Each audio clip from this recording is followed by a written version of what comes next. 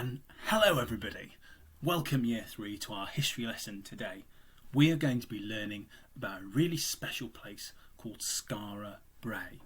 Over the last couple of history lessons, we've sort of said, with our historical hat on, we've said it's all very well telling me that cavemen did this, and we know that the Neolithic people did this, and we know that Stone Age people did that, but how do we know?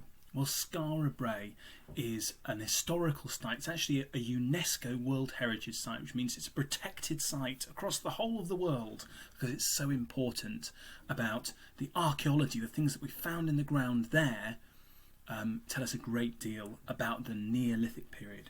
So we're thinking about that late Stone Age period. Well, where is it? You know what? Let's have a look. I'm going to take you to Google Maps straight away so I can show you. Here is Nottingham. That's not Skara Brae. But if I zoom out a little bit, okay, I'm going to go, here's the United Kingdom, look. I'm going to go all the way up here to the northernmost part of Scotland, okay, and I'm just going to type in here Skara Brae, and it should start to come up there. So I just zoom out again.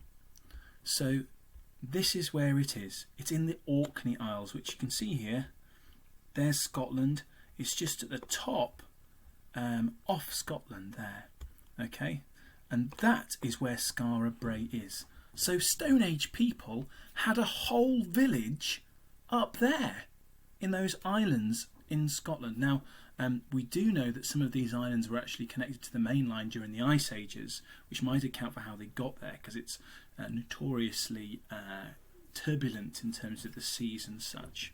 But there's a whole village there that archaeologists uncovered. So that's where it is. Let's find out a little bit more, shall we? So,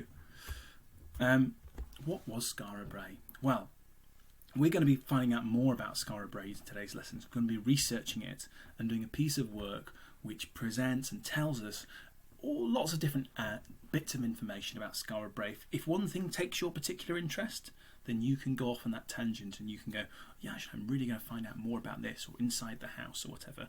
Or if you want to find out more about the villages, we also talk about some henges that we also find in the Orkney Isles, then you can talk about that too. That's absolutely fine. So it's really, really important because it's one of the villages that dates back to that Neolithic period, whereas the only other evidence, historical evidence that we have often, we don't have the whole structures remaining. We have parts of a cave, we have paintings on a wall, and those Lascaux paintings in France, and the caves that we've seen already. We also have things like henges and stone henges that have been left behind. But this is a really great example of actual houses. They've even left the beds and the cupboards in the same place. So let's have a little bit more. So it was a surprising discovery. So Skara Brae was discovered by accident because in 1850 there was an enormously strong storm, and during the storm, sand and earth got blown away from the surface of the island, and it revealed parts of these dwellings, which people thought were just parts of hilly mounds before. And so this meant that people started to dig them up to see what was actually there, and what they discovered was a Stone Age settlement. There wasn't just one house, there was lots of them. It was a whole village of Stone Age houses. So this is a picture of one of the houses from Skara Brae, and all of these different things were actually discovered inside. This is the layout, so we can see there's a space here, and what I want you to think for a moment, I'm just going to go to a different picture here, and what I want you to do is I want you to think, what would these things have been? So just take a moment. You're one of those archaeologists, you've unearthed all of this. We know it's from the Neolithic because of from some of the antlers and things that we found along with it, and some of the engravings that we found along with it, and carbon dating as well. But what are these things here? So we've got this little space here, we've got this little space here, we've got this little space here, and this little space here. You can really imagine this being somebody's home, can't you? But what do you think they use them for? Just pause the video, take a moment, and have a think yourself. Okay, well, let's find out. So, this space we don't know, but we presume this could actually have been a little bed. So you can see they've got the stone frame here, and you could have either used stone, but you probably would have used wooden sticks to go across to make yourself a bedspread to lie on. And of course we know Stone Age peoples used animal skins and things like that to keep themselves warm, so actually it could have been quite comfortable, not like the depictions of the Stone Age in the Ugg story. In the centre here, the centre of the house, we would have a fire. So we would have a space to make you keep it warm, because it would get very, very cold in here, even if it was surrounded by earth. So we need to have a fire to keep warm. And here it looks like they've got some sort of shelving here. Yeah, this is like the Stone Age equivalent, the near-earth equivalent of going to IKEA, is that they've got a little stove. You know, maybe they would keep their food, maybe a little larder, who knows? But they've got actual Stone Age shelving. This is over 5,000 years old, and the shelving side. You can see why archaeologists got really, really excited about this find. So perhaps during the Stone Age it would have looked a little bit more like this. Of course, there are some things that didn't stay, because 5,000 years is a long time, and over that time some things would rot away. Just take a moment to have a look around. So you will notice that here we've got a roof. Of course, the actual roofing structure would not have survived the 5,000 years. We think they used a reciprocal frame, wooden frame. So this is lots and lots of wooden poles which are tied together in the middle, and then over the top of that you could have put earth, or you could put animal skins to create yourself a really cosy home. And of course, because these houses are actually sunk into the earth, there's a lot of insulation there that will be provided, so it would actually, once you've got the fire going, it would actually stay quite warm. So let's have a look at a more modern depiction of what this might look like. So this is a picture of a house on Orkney that was lived in 200 years ago. So nearly 4,800 years later, and this house could have dated back to a similar period. So this might give you a flavour of what the house might have looked like. Again, both houses have got fish drying above the fire. Of course, if you look at the Orkney Isles, there's not a lot of land, so they would have relied on the sea to get a lot of their food, both shellfish and fish, one presumes. Of course, in this picture, because it's something that was showing a house that was habited 200 years ago, of course there are metal items that the Stone Age people just wouldn't have had, because they didn't know how to make metal in those days. This is possibly what the outside of a Skara Brae house would have looked like. It was cheap and easy and efficient to be able to just get some grass and mud and put that in the top of your house. It's something that we still do today, because earth keeps in the heat, so it insulates your house really, really, really well. And of course that's something that you would have found nearby on Skara Brae. You know, large animal skins and those sorts of things are harder to come by, and it might have been harder to be able to make your roofing out of that. But we think they would have used a timber structure, so trees chopped down to make that conical roof, and then mud, earth and grass over the top. Also, of course, it would have provided you with some sort of protection, because it seems like this house is a bit of a sneaky den hidden out the way as well. So we know that in parts of Wales as well there are other sites where we think Stone Age buildings remain, and we think that primitive Stone Age houses also would have been constructed out of woven out of wood, and then mud added around the weave to create houses like these, which also I think look quite cosy. I'd quite like to have one of these myself. Here's a picture of Skara Brae, and here you can really see from this bird's eye view just how many houses there were. it is a village. There's lots of different houses. We don't know how many people lived in each one, but there was a significant amount of people that were living on these islands. So my question to you: how many houses can you actually see here? How many houses can you see, or at least how many buildings can you see? I'll just give a moment. You can pause the video and have a look around, have a think.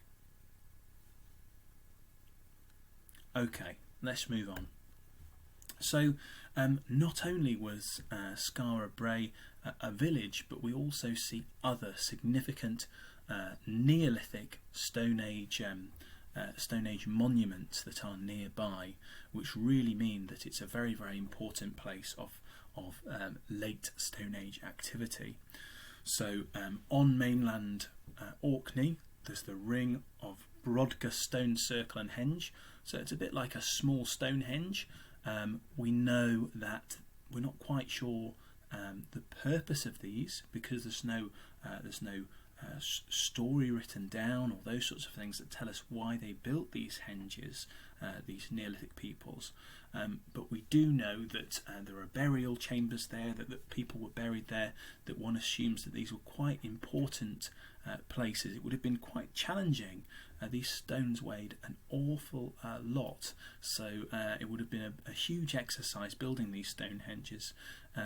There are also henges that haven't survived, so any bits of wood and things and other buildings that would have been around constructed out of wood would have sadly rotted away. So we don't know the entire story, but we have these majestic monuments there, and we also have the Mearshow chambered cairn, which is a tomb. Again, it's a place where we see it's a burial chamber. Now, one of the reasons why we find burial chambers as archaeologists and draw connections from that is because human bone is something that still stands the test of time, and we can still find those bones and we can date them back to the Stone Age, whereas other things that we've talked about that Stone Age people might have used have rotted away, because it was a very long time ago. We think Skara Brae was just over 5,000 years ago, so these people were living there before the pyramids were even built.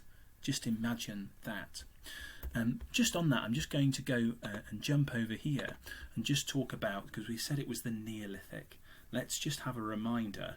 The Stone Age is divided into, crudely, into three periods. We've got the Paleolithic period, which dates back from 3.3 million years ago to 10,000 years ago, and that ties in with the end of the last ice age. So that's the Paleolithic period, the very early man. A lot of what we've talked about already, these cave paintings in France and such like, they have been from that Mesolithic period, where Stone Age man still was a nomad, was a hunter-gatherer, living in family units, probably a little bit like Hug, not exactly like Hug, but they were living in caves, they were living a much more primitive lifestyle, and over time, by the time we get to the Neolithic period, Stone Age man has developed farming, both in terms of keeping animals such as deer, and also has started to create crops and those sorts of things. But they haven't yet, so this is the time of Skara Brae, the Neolithic period, they haven't yet discovered how to get iron parites and turn that into iron. We've not yet got into the into that time where we can get bronze or iron, so they don't have any metals, but they're using flint knapping as their main tools resource. So that was just a bit of a recap, and that Skara Brae is that last period, I think about 5,000 years ago, so just this little period over here, and that's where we are. And let's just jump back into Skara Brae. So there are lots of other historical monuments on the Orkney Isles as well, which tell us a lot about the sorts of things. We know it's a very important space, and we know it's a space that there were lots of Neolithic peoples living here. So what is your job today? Well, your job is to do some research. You can look back over this video and you can look at the web links that we've got on the next slide. You need to put together a poster or a bit of a flyer, so a bit of an information booklet about Skara Brae. It needs to say what it is, it needs to say where it is, when and how it was discovered, and there can be lots and lots of other bits of information you include. It might be that you start talking about some of these historic monuments. It might be that you hammer down and focus on drawing a picture of the inside of one of those houses yourself, talking about the things that it's made from, that sort of thing. If something really takes your fancy, that's up to you. It could be that you start exploring a little bit about what they might have eaten, or the sorts of things on the Orkney Isles they might have explored. It's up to you. So let's have a look. There are some web links that you could use. Okay, these are on the PowerPoint as well, if you want to get to those links directly. And there's lots of information here about Skara Brae, some of which we've not mentioned. And if you want to have a little look around, you can click on this link here, which is a 360 view of Skara Brae as a tourist site, because of course it's run now as a tourist site by the Scottish National Heritage. So it's, you know, it's a place that people like to visit because it's a very important, special place when it comes to prehistory. Well, I hope you've enjoyed and been inspired by finding out about the peoples of Skara Brae. I look forward to looking at your work and your projects. Here is an example of one person's project from last year. It was a pretty outstanding example, I have to say. Sort of really clear. They've used little bits of maps and those sorts of things. You can always, if you haven't got a printer, you can supplement these things with your own drawings and that sort of thing. You could do it all on the computer if you wanted to, or you can do it in your book. There's lots and lots of flexibility to do it in a way that works for you. So I'm looking forward to your projects, and we'll see you soon.